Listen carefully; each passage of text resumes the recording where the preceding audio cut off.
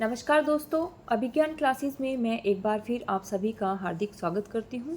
I hope so आप बहुत अच्छे होंगे और अच्छे से पढ़ाई कर रहे होंगे। तो चलिए आज का ये जो प्रश्नों की श्रृंखला हमारी चल रही है इसको प्रारंभ करते हैं। प्रश्न नंबर 131। कबीर ने अपने निर्गुण पंथ में वह कौन सा तत्व शामिल किया जिसका नाथ पंथ में अभाव था।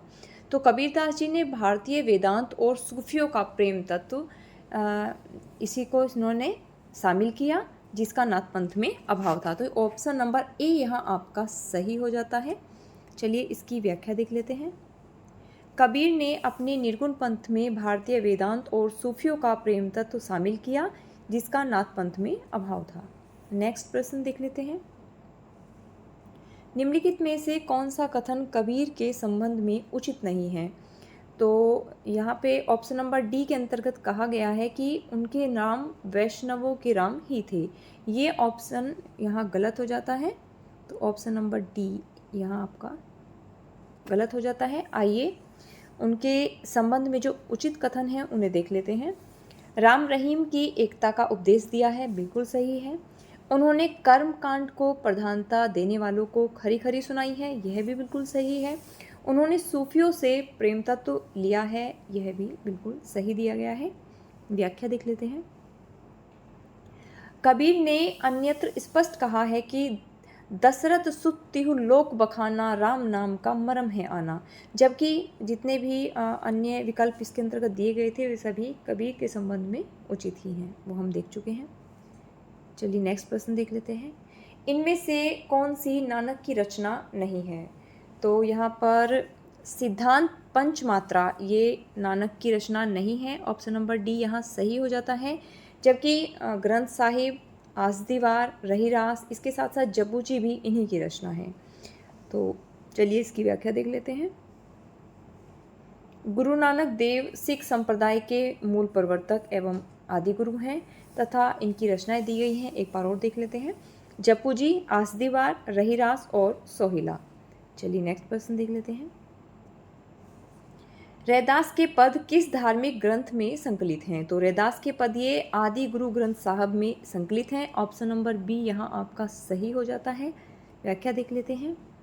रैदास जाति के चमार और रामानंद के प्रमुख शिष्य थे।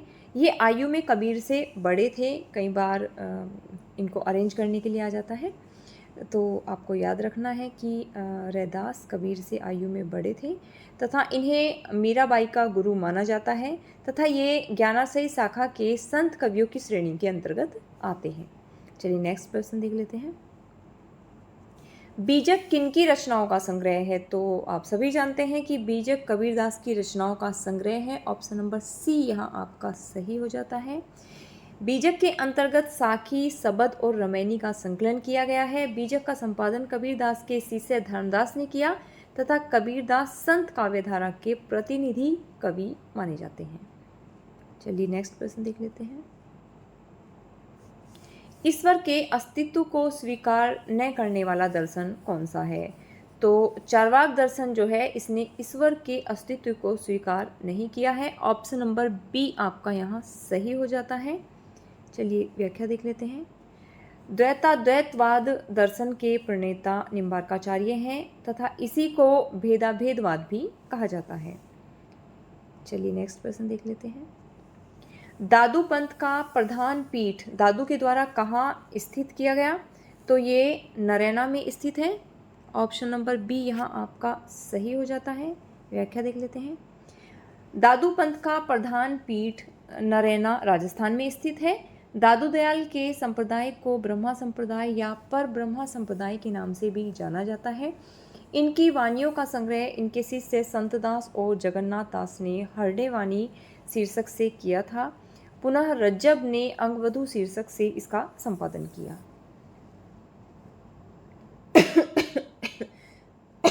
क्षमा कीजिए। चलिए नेक्स्ट प्रश्न देख लेते हैं। कबीर के परलोकवास होने पर उनकी गद्दी किन्हें मिली। तो कबीर के परलोकवास होने पर उनकी गद्दी ये धर्मदास को दी गई।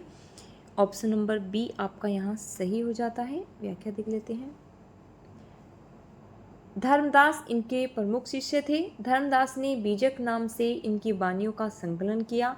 बीजक के 3 खंड हैं, आइए इनकी व्याख्या दी गई है उसे भी देख लेते हैं।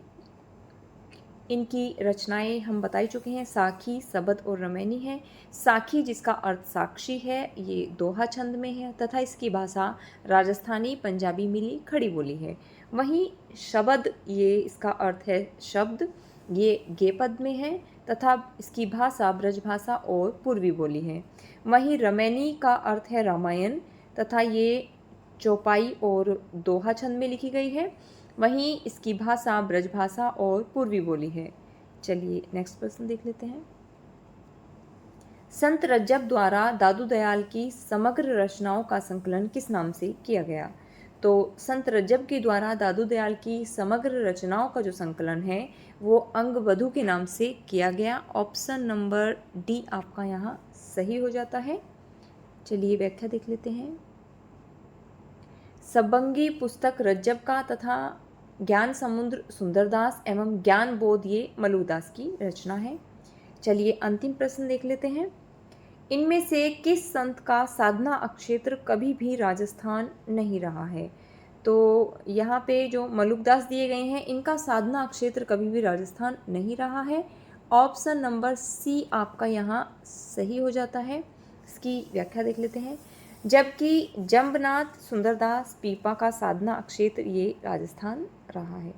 तो चलिए दोस्तों, ये आज का लेक्चर यहीं समाप्त करते हैं और अगर आपको ये प्रयास अच्छा लग रहा है तो इसे लाइक, शेयर और सब्सक्राइब कीजिएगा।